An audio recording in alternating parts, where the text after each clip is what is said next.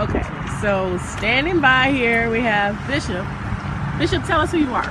Bishop Will Powell from Detroit, Michigan. Detroit, Michigan. What brings you all the way here? This story in itself, my family, me and my wife, we've been following this story since it happened. It touched us from the very beginning, and we wanted to come support this family. We didn't see much clergy. Seen a lot of activists, seen a lot of people that said they had their backs, but we did not see much clergy. And me and my wife said, no matter what, we're coming. So we got our family together, got my mother-in-law, my father-in-law, brother-in-law, and we all just came. We even brought our baby. We have a daughter. We have daughters, actually, but we brought our young daughter. And that could have been our daughter. That could have been our baby. We don't want to see this happen to anybody else. So we're going to do what we have to do to stop this foolishness. So, Bishop, I was saying, this is a huge sacrifice for someone that you've never even met. Why did you feel so compelled? I know that you talked about the clergy thing. Well, even though I don't know her, I still know her. That's the way this world should be. You may not know me, but you still should know me. If someone is hurting, we should help them and not hurt them. And that's the thing now, our young people, we're not raising our young people to help one another. They want to turn up and they want to do things, and sometimes you fall into the hands of your friends, but they're really not your friends. And I want to promote unity and show that we can all come together no matter what. Whether you think I know you, whether you don't know me, we can still love each other and help each other. So Bishop, you told me that you've been following Kenneka's death all online from Detroit. Yes. What is that, 300-something miles at least away? Yes. And you saw the videos of her walking through the hotel, and you heard the story, but you are not convinced in terms of Kenneka going into that freezer on her own. Do you mind sharing with me? Well, every hotel that I've been to, there's certain areas you cannot go. And where there are freezers, that's one area you cannot go. You have to have access. I don't believe that she got on the elevator and pushed the button to where she was able to go downstairs. I have not been to the hotel. I think me and my wife, we may stop by that hotel once we leave here today to see if I can just get on the elevator and go anywhere I want to go. I don't believe that. I don't believe she was drunk. I believe she was drugged. I do believe that somebody was hurt at that hotel. Somebody, maybe multiple young women. And just following this story is just so sad, because nobody is getting the truth. The people that know the truth, they're not saying anything. And I'm begging you, just say something. Even if you think you're going to get in trouble, maybe you should. But you should say something. A life was lost. And I don't think it was lost because she wanted it to be lost. It was taken from her. Bishop, what time did you have to get up this morning to be here? My wife was aggravating me about 3 o'clock this morning. And we started getting ready about 3 o'clock. She had to nudge me about four times. That's Eastern time, isn't it? Yes, ma'am. So really it's an hour ahead of us. Exactly. Okay. So we got up and then we drove out to about 10 minutes away to pick up our parents. And we all just came out here. So we started getting ready about 3 o'clock Detroit Eastern Standard Time. And Bishop Powers, all the way from Detroit, guys, for those who are just joining us here at the funeral or planning to attend the funeral of Kenneka Jenkins, the 19-year-old found in that hotel freezer. And I think it's important to note, so of course I've been saying he's a bishop, but look at his tie. He decided to wear purple and white today. Now, if you know, and I told you earlier, Kenneka's family is asking everyone that comes to wear purple and white, but the good bishop here tells me he didn't know that when he got up and got dressed today. And matter of fact, his whole family is wearing purple just about. Yes. So what is that, an affirmation for you? It is, because I did not know. And just for the record, I'm a clergy, a bishop, but I also work.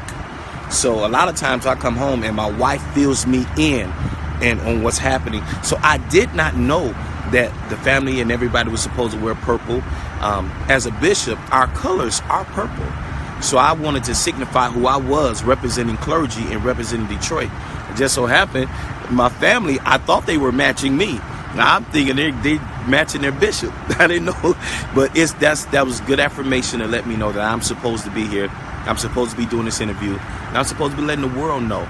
Let's come together and let's wake up. Let's be one family. Let's save our children. It's not about us. It's about our children. And I don't want my daughter being raised up in a society like this where she can leave with friends and her friends come home, but she won't. Amen. Amen. All right, Bishop, thank you so much. Also standing by is Candace. I'm gonna talk to you, Candace, too. Because like I said, it's a bunch of people here already waiting for the funeral of Kenneka Jenkins. We're here at the House of Hope. Now, the wake doesn't even start till 11. The funeral starts at 12. Candace, tell us who you are. I am Candy Conda. I am a Hall of Famer, African-American Hall of Famer, here from Chicago. I have a young daughter. Well, she's not young anymore. She's a millennial. And this story really touched me. You mind telling us who your daughter is? My daughter's Demi Lobo. Used to work on WGCI for 5 years now. She is a celebrity DJ in Hollywood. And she was coming here next week, hopefully, as well. But, you know, I've been around young girls. I mean, my daughter was a basketball player here in Chicago, and you know, I was that mom that actually got up every morning and rounded up all the girls, took them to basketball. I've always been a community mom. And then when my daughter got, you know, was on WGCI, I still, you know, I was with her all the time, every single day. So when this hit me, it hit me really hard. It was kind of like this was just another, you know, one of the young girls that, you know, were in my circle, even though I didn't. So early on, you know, I started to, you know, seek out the mom, and, you know, I put together like a mom, we have like a little celebrity group of moms, and, you know, reached out to them and said, hey, we need to do a benefit concert. You know, if she doesn't have enough money, are you guys in? And they jumped up and said, hey, we're in. So I went up to Rosemont one night to meet her, Teresa, and said, look, if you guys do not have enough money, you know, I have a group of moms that, you know, will help, you know, to provide for the funeral. And she thanked me very much. And then I went out a couple of other days to the protest in Rosemont. Mm-hmm. And that's right, you did tell me that you were out there protesting. What is your belief about the death of Kenneka? Well, a couple of things. First of all, I want to echo what the bishop just said. So let me tell you guys something. I went to Rosemont one day and I walked through the hotel because I knew as who I was that I could walk through and they weren't going to stop me. They were stopping a lot of people, but I knew they weren't going to stop me. I stopped there. I stopped at the bar. I had a Coke, chit-chatted it up, and it took everything I had not to get in that elevator that day. And everybody that was following me live was like, yeah, get in the elevator. I'm like, yeah, well, y'all are in South Carolina and all these other places, and I'm not going to, you know, do that. But I do know this. I do not believe that she got in the elevator by herself. I do not believe she got in and tried to close an elevator. I mean, close the freezer, which the handle is on the outside. I don't believe any of that. What I'm really saddened at is, more than anything, is that our young people today, we have got to stop. There's somebody that knows something. So for all of you guys that were in that room, you guys have a duty, because this could be your sister. This could be your little girl one day, and you don't, and karma is going to come back on you guys. And not only that, what the bishop said is true. I'm to now telling all these young people, make sure you know who you hang out with, because it doesn't matter who your friends are. What about your friends' friends? You don't know their intentions. And the other thing is, our moms, our millennial moms, we've got to do a little bit better, because you guys are closer in age than we are to our children. My daughter, there's a bigger gap there. So I was in the military. I served. Her dad served in the military. I got a different mindset. We up at 5. We're gonna, I'm foot in the neck, mom. Get up and get going at 5 o'clock in the morning. It's a different mindset today. Our kids, our moms are closer. They're doing things together, which is fine. But we have got to not be friends with our kids. We can't. We got to be their parent first and then their friend second. Mm-hmm. All right, Candy, thank you so much for talking to us. And lastly, just tell me why it was important for you to be here. I know you say that you were touched, and I know you say that you protested, but what propelled you to actually come up and be a part of the services, or soon to be a part of the services this morning? I think I just wanted to see it through. I fought with myself this morning. I fought with myself yesterday. I asked a couple of other of my friends, do you think I should go? It's probably going to be crazy out there. And some of my friends from all over the country that follow me on live stream, everybody says, see it through. Just, this has been on your heart since the very beginning. Go and see it through. And since I was up in the morning, I went and got my coffee at 5. Like the bishop, he was up at 3. I think I was up at 4. Went and got my coffee and just prayed and said, God, I have to let you lead me here. Whatever it is for the reason for me to be here. When I went to Rosemont, one of the days, I have to share this with you. One of the days I went to Rosemont, actually I was at a meeting in Niles. And I said, you know what, I'm going to stop by and just look at the memorial, look at the site. I went by and met this interesting Hispanic woman. It was 3 o'clock in the afternoon. This was last Thursday. She had lit 21 candles right there in front of Rosemont with a purple ribbon. It's on my Facebook, and her name was Rosemary Vega, and she says, I'm lighting 21 candles with her favorite ribbon.